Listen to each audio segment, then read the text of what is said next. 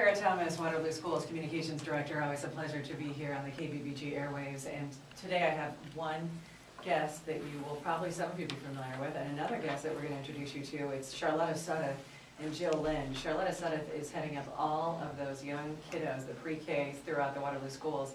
And she's also the administrator at Elk Run Preschool. And then Jill Lynn is a team leader at Elk Run. So welcome, ladies. Thank you for having us. So Charlotta, let's talk about what life is like at the pre-K level. How many kids right now are under your umbrella in pre-K in Waterloo? In the community, just shy of 600.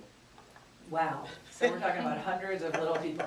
So Yes. What is the age range that we're serving in our buildings?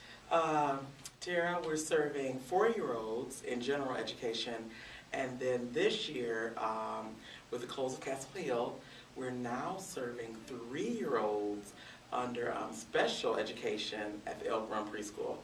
And what's it been like for you taking on this new role coming out of the gate here? We're wrapping up your first school year. Oh my gosh, it has been, first of all, the word joyous comes to mind, so I'm grateful for that. And it has been, you know, a good learning curve, but I'm still excited about it. I'm still in what I call my occupation. I still have great passion for the job, so the little ones are my heart, and I'm really enjoying it.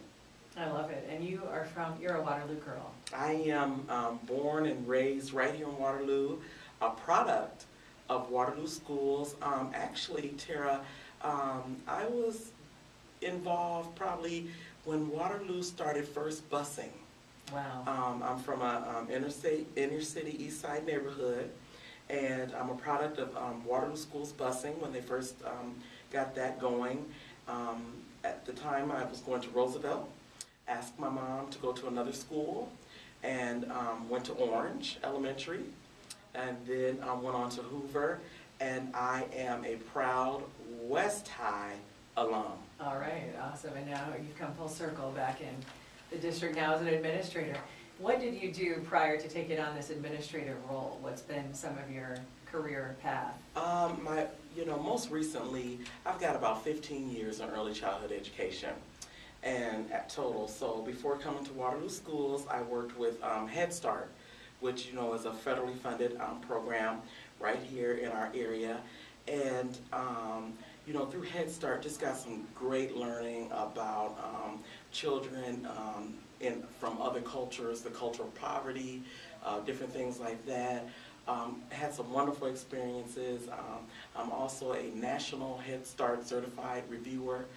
So, flew out to DC and, got accredited to be able to fly around the country and, review any Head Start program as far as their educational quality standards, all of those things, and was on a state-appointed Natural Allies Committee, which was federally funded, and what that means is looking for the least restrictive environment for special needs students, and just been a part of that, and looking at pre-service education, what we can do to get our teachers more in line with LRE and what that looks like. And Tara, I've done a plethora of things, but it's all around the love for children educationally. That's very, very important to me. I do believe so strongly in education for a lot of reasons, but just even in the love of children. And how are we doing when you talk about having that accreditation as a national reviewer? If you flew in to Waterloo and stopped by some of these classrooms, tell us what you see. What are we doing right? I'm very, very proud, very, very proud. It's funny you would ask. We just got done participating in a Head Start national accreditation. We do partner with Head Start, so our classrooms were involved in that. So we got done with that just this year, and we have received full accreditation. Also in Waterloo Schools, we have been accredited at 3 of our buildings: Cunningham, Becker, and Highland. They are also what we call NACE accredited, which is kind of like the gold standard. And what that stands for is the National Association for the Education of Young Children, and they have received that national accreditation as well. Wonderful. Well, congratulations on that, because I know it takes a lot of hard work behind the scenes to realize the qualifications of those accreditation reviews. We want to bring Jill into the conversation. Jill Lind is a team leader under Charlotta at Elk Run. Talk about your background, Jill. How long have you been with Waterloo Schools, and how do you get here? This is my 7th year with the district, and I've had the joy of being at Elk Run for those 7 years since the building opened. Before that, I received my education at UNI, and I taught for 2 years for Head Start, and so that was where I really got to get my feet wet and learn a great amount of how pre-K works and what it is that we're striving every day to do with children. And where's home? Where do you grow up? I grew up in Manchester, Iowa. Okay. So moving to Cedar Falls to get my education, and then now I live in Evansdale, so Elk Run is my backyard. And let's talk about your background. When you come out of a more rural setting, you hear about this cultural competency piece, and we know that there are a lot of teachers, not just coming into Waterloo, but across Iowa in general. The latest report came out that have that burnout factor, and 1-2 years in, they say, hey, this isn't the right fit for me. What is it about your experience that has allowed you to carry through and now be in your 7th year and connect with those young people? What keeps you going? For me, it's very motivating to work with families and children that may have a different background than my own. It's very interesting, and it keeps it fresh, and I'm constantly, I've told Charlotte I'm a lifelong learner, and so for me to be able to learn from others and really see what it is that makes everyone different and unique in their own special way. We all have our own cultural diversity that just brings something new to the table. And so I've had the opportunity to really talk to families and to talk to the children and see what it is that's most important to them, and we can bring that into the classroom. And we know that so much in terms of research and studies points to the importance of those early years and how connecting with kids and getting them ready to learn long-term, like you described, to be the lifelong learner, it starts young. How are we meeting those needs, Charlotta? Maybe if you could jump in on that, with so many young people that we know have need that important start. Yes, and too, Tara, I just want to say it's so serendipitous that you would ask Jill that question. It's almost like you were here in our pre-conference that we were talking about. Jill didn't say it, but she also took it upon herself to take a cultural competency class, and she was just sharing with me how that just opened her eyes and just in so many ways and gave her a different lens to look at things. So when she says she's a true lifelong learner, she really is. So getting back to your question at hand, wow, we have a big charge, Tara. We have a big charge to really get the foundational pieces set. The foundational piece of anything is the crucial point. You can't build without that strong foundation. So here in Waterloo Schools pre-K programs, we're starting off with a foundation of the whole child, okay? Our curriculum focuses on the needs of the whole child, top to bottom, if that doesn't sound cliche-ish. But now then I want Jill to kind of chime in and let you know about some things we're working on, because we've really this year gotten off to a more STEM focus. And so Jill and I were talking about, Jill, why don't you kind of, where we were talking about was the physical knowledge, Right. And now where we're at with STEM and part of our creative curriculum and how all of that, kind of wraps together. And I'm going to jump in before you answer that, Jill, and say that for those of you listening who have heard that buzzword STEM, it's that acronym for science, technology, engineering, and math, and it is a priority in Waterloo Schools to infuse that level of curriculum all the way down to pre-K. We promote that, so fill in the blanks for us, Jill, and tell us how that's translating in Elk Run. Sure. At the pre-K level, we have been doing hands-on learning from day one. That is just our meat and potatoes. Yes. We are always finding a way to make things real to life for students and give them the opportunity to get their hands dirty. So those physical knowledge centers that Charlotta was alluding to have always been that chance for kids to interact with each other and really have hands-on learning experiences. With STEM, we have kind of changed our focus and been able to bring in, we still have a science focus, but we've been able to bring in more math and literacy and really see how all of our curricular areas come together. When children are exploring with ramps and marbles and trying to see how do we make this marble change directions, or what can we do to get it to fall into a tiny cup. You know, they have a very specific purpose, and it's what the children are focused on. It's what they want to do. So we guide them by asking productive questions to really focus their thinking. But the best part of it all is that all that learning is coming really from the students. That's great, and I know I've been in your classrooms and you can just see how engaged the children are, and that does make a difference compared to what we now call the sit and get approach that we just know isn't going to work for every child. To sit with your legs crossed and be still, you know, that's just not that's not how we're wired oftentimes at that age. So let's talk about heading into these summer months, Charlotta. When you look at the kids that come through your door, how can parents and grandparents listening help them be ready to learn? What is it that they need to be charged with or armed with from home when they show up at your building? You know, 3 words come to my mind, Tara. Read, read, read. You know, the more lap time you give reading to your child directly correlates with, you know, the learning that will take place in school. So if there was one thing I could just, you know, admonish the listening audience, grandparents, aunts, uncles, parents, big brother, big sister, just if nothing else, read to your student. You know, and then, you know, we're charged to do the rest, but, you know, reading just really unlocks those first doors. You know, even just by reading to your child, you're exposing them to a rich, wonderful world of vocabulary, experiences.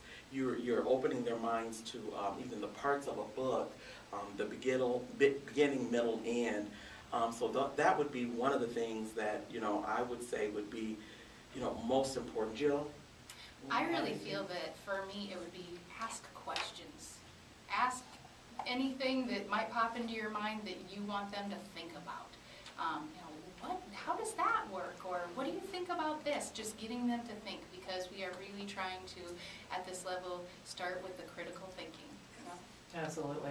If you're just joining us, this is Tara Thomas with Waterloo Schools. My guest today, Jill Lynn. She's a team leader at Elk Run. You just heard her voice, and before that, her administrator, Elk Run principal, and pre-K coordinator for the entire Waterloo School District, Charlotta Sutta. And we're going to talk more about Charlotta's other life outside of education, where she's an author and has delved into some other more interesting facets, perhaps, for those of you who might not be interested in pre-K education that we'll talk about. So Jill, one final question to you before we focus on some of Charlotta's personal life is to say, what is it about doing that work with young people that is your drive or motivation? Because you hear, and I have heard, I have a lot of, obviously, friends, teachers in my family, and they'll often say, well, it's nice when you get them a little older because they can, you know, go to the bathroom on their own and blow their nose. So why were you attracted to that early childhood education? Because truly it's not for everyone. There are definitely challenges involved, but those challenges can be very motivating. So what drove me and towards pre-K was definitely the fact that you get them from the start and you get to start them off right. You can really make it a place where they feel love and trust and respect, and just knowing what they will need later in their schooling, getting them to know that these are the expectations, and that you can come here and you will be loved and taken care of, as well as educated well. So just seeing where they're going and preparing them for what is to come. I love that. That's a great note to end on with you, Jill. We thank you for sharing some time with me. And I want one thing I should mention that's a neat story. Talk about coming to fruition. Cherise Ortman is the IB, the International Baccalaureate Coordinator for the district. And it's been really neat for her to see some of those former pre-K kids that were exposed to some of that early STEM education, the ramps and pathways. Now, these students have gone on to be a part of the first class going into our International Baccalaureate program, who will have a stamp of approval on their diploma that will put them in the top tier of educated kids, not just nationwide, but worldwide. So it's cool to see that they got their start in our pre-K program. So thank you, Jill, for your time, and thanks for your work with our kids. We want to talk more now with Charlotta Sutta. She is a longtime educator. She's focused, as she mentioned, 15 years on pre-K and early childhood development, and she has, beyond the classroom, gotten into the world of literature as an author. So talk about that. Tara, thank you. You're probably talking about the Maid Narratives. I am. And the title, The Maid Narratives, Black Domestics and White Families in the Jim Crow South. And so this is, you know, Tara, this started off as just a favor for a professor. While I was getting my first master's degree, I ran across Dr. Catherine Van Warmer, and you know, she was just so kind to me and nice, and you know, she asked me about participating in a project she had, and I was like, well, no. At that time, I was maybe on my third baby, married, working, you know, just couldn't see even doing one more thing. And so then I have an MSW, my second master's degree, and she was one of my instructors, and she, you know, began to ask me again, Charlotta, I have a project in mind. I know you're well connected in Waterloo, you know, all of this. Would you be interested? No. Again. So, make a long story short, she asked me, Tara, for about 10 years. Wow, persistent. Persistent. And I thought that I knew everything that I really wanted to know about my own personal history. My mom is, well, she was a teenage maid, and she often recanted and took me down memory lane so many times to, you know, tell me about my history and her life's work at that point in time. But I finally said yes. She said, I'm just going to be very candid. She said, Charlotta, I need a black woman. I think they feel comfortable with you. I know your narrative skills, your speaking skills, and would you do this? So at that time, Tara, I was going now into my EDD in education, and she had wanted me to make it my dissertation. I was like, no, but I will do this, and began to go out and interview the black women that have been maids in the Deep South, many of them who lived in our community here. And Tara, I was writing my dissertation at the time, which is a very, very lonely process. And I would go out and interview the maids. And Tara, when I would leave one of those interviews, sometimes I would be in tears to just hear what they experienced, you know, some of the horrific things they had to endure just to be able to provide a few nickels and dimes for their family. It really just gave me the strength and really fortified me to be able to write a few more pages and go on. And so, you know, I often say, you know, those women were kind of the wind beneath my wings to even get the doctorate, to jump over that last hurdle. And so Dr. Van Warmer, you know, came to me and said, Charlotta, you know, I've been listening to your interviews, and I think we have a book. This is just how it happened.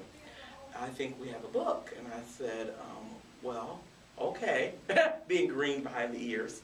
She said, I'm going to send in the manuscripts, and we'll just go from there. And so consequently, LSU Press, Louisiana State, picked up the book, and we have the book out of that. We have several journal referee publications, and that's what I love about this. And I have to apologize to Charlotta. I have not been referring to her as Dr. Charlotta Sutta, and that is a title she has earned and deserves to be addressed with. So I think it's important that we look at that contrast, the amazing experience for a black woman from Waterloo, Iowa, to be interviewing former maids from the Deep South who would have dealt with, as she describes, things that are unconscionable to many women today. And how does it feel to now know that by you meeting with them, you were showing them that they paved the way for opportunities that maybe were never given to them, that now you, as a black woman, were able to pursue, to go on, to get that doctorate, to be an administrator, to have a leadership role, to be given the opportunities that our generation was afforded, that those women who came before us did not have on the table as an option? Wow, Tara, first of all, let me just compliment you on your just transparency and fortitude to even ask these questions. My hat's off to you. It just meant a lot, through the conversations and the interviews, they would ask me about my personal stuff and what I was doing. And they, would all, you can do it. They were encouraging to me.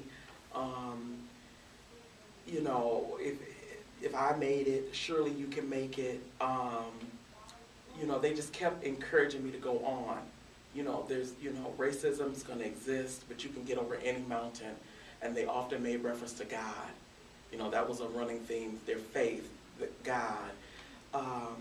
And then for my mother, just kind of an aside, funny note, after I defended my dissertation, there was one of the professors wanted to take my picture. And so my mom happened to be in the room, and she has the background of being a maid. And so they asked, for, me to get up to get my picture, but my mom didn't hear that. All she heard was, picture for the graduate. My mom, Tara, she jumped up. She started fixing her clothes, she was pulling and tucking and sucking in. And she stood up in the front and I wasn't even up there, and she was ready for the picture. And someone said, well, we want the graduate, to take the picture. And at that minute, it dawned on me what this all has meant for her. Someone that rode the back of the bus from Oxford, Mississippi, who went with her great aunt to clean homes. They called it day work, maid work. Who saw James Meredith try to desegregate Ole Miss, was in all of that uproar, my mom was. And at that minute, I knew that my doctorate was as much for her as it was for me. Absolutely, and perhaps for all those women whose voices you speak to in your book. Again, Charlotta Sudduth, the co-author of The Maid Narratives, a book that would be worth your time to purchase and read, because clearly the ties to Waterloo go deep. And what I have to say is, when you reference God, I see it, hearing you talk about it, it was as if God put you in that role to do those interviews at the time when you were pursuing something that would allow you to sort of stand on the shoulders of those women and get through it by way of their support that you had put off for 10 years, not realizing it was going to have an exact perfect timing in your life when it was going to come to fruition. So, I mean, I get emotional just thinking about that, because of how now you are a role model, for those young people in Waterloo, and speak to those women that would listen to the sound of our voices. What is it about a black woman, just drilling down to that experience that some of them have in Waterloo, where they might be in a tough position, a spot where they don't feel that they have a lot of options? What would you say to that young mother or that woman who maybe didn't connect with her education to continue it past high school? Tara, what we haven't said here today is also this. I was a teenage mother, okay? And my father just got done with a stint of 37 years in prison, okay? And he was just given a commutal to a sentence and just paroled.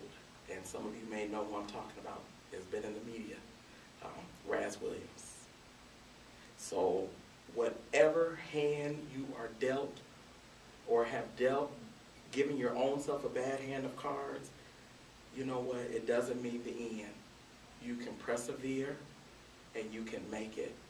You are correct. I'm not supposed to be probably sitting here, you know, the granddaughter of sharecroppers from Mississippi. My biological father in prison for most of my life.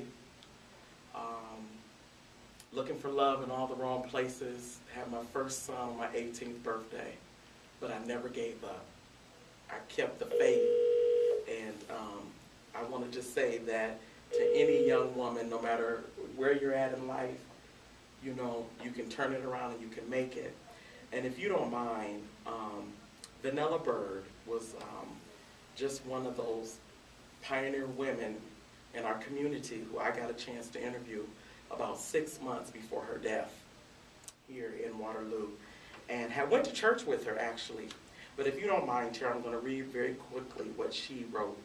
I would love to hear that, and just talking to you and how moving hearing the story is. I'd love to have you back next school year when we do more shows as well, so we still have some time, so please do that. But I want you to know we'll continue this conversation. All right. The interviewer, which was myself, I asked Ms. Bird, what kind of rules did they have? And her response, the man didn't want me to wash my hands in the wash pan. They didn't have a sink. They had a wash pan where you washed your hands. After that, I didn't wash my hands at all. I would just go in and start cooking. He didn't want me to use the same one that he was using. There was no uniforms and I didn't have to babysit. I did grow up with one of the white kids. We lived on his farm for a while. Lester was his name. We grew up about the same time. The white folks where I worked learned things from me and I learned things from them. I think the white families learned how to cook from the black workers. I learned a lot of things from the white folks, especially how to cook different foods. As blacks at the time, that we didn't eat or cook. When I was working for the folks in cooking, they ate better than we did. They could buy steaks and a variety of food. They had a lot of steaks and such. I learned how to get ahead and how to keep house better than what I knew growing up as a kid. We made the beds just the same. We cleaned house the same. And you know what? Housekeeping is just good old housekeeping. That is beautiful. And so, speaking to, for so many people, a history and an experience that has never been told, and perhaps they have some incredible lessons that we can learn from that. And I love hearing about the white folks and the black folks, because this white woman can learn a lot of lessons from black women like Charlotta, and we hope that her time here today has touched upon all of the goals and dreams that can be realized by anybody in Waterloo, and we hope that our school system can help launch that for so many young people. So we just thank you to Charlotta Sutta, Dr. Charlotta Sutta, who is an author and educator. She's the head of the pre-K for our entire district, as well as the administrator at Elk Run, and to Joe Lynn, who's one of her team leaders. We have so many wonderful people in our schools that care about your kids, that care about all the young people in this community. So we just appreciate this privilege to be able to dive into some of the depth that they bring to the table to share with you here on KBBG. And we're about out of time, but there were a couple highlights that I want to mention. When you look at what's going on in our community and you hear about, unfortunately with the news, what's new is what deviates from the norm. So you're going to hear the bad stories oftentimes overshadowing all the positives. But I want to mention that Mike Robinson, he's a teacher at East High. He has a group of 15 young men that are in Manpower, which is a way that they're building themselves up as successful men in our community. And he's going to be featured on KWWL as someone you should know in the next couple of weeks. We also have so many students receiving scholarships and getting honors. Millions of dollars this year in scholarships are going to our seniors at East and West High. So anytime you hear something negative about Waterloo schools, know that we have many positives that are outweighing the negatives. And we just thank you so much for the listening audience, for your support of our schools. We all hope we have a great summer and bring the kids safely back in the fall. And thanks so much for the sound of my time and voice. Tara Thomas, Waterloo Schools, signing off for a great year with KBBG.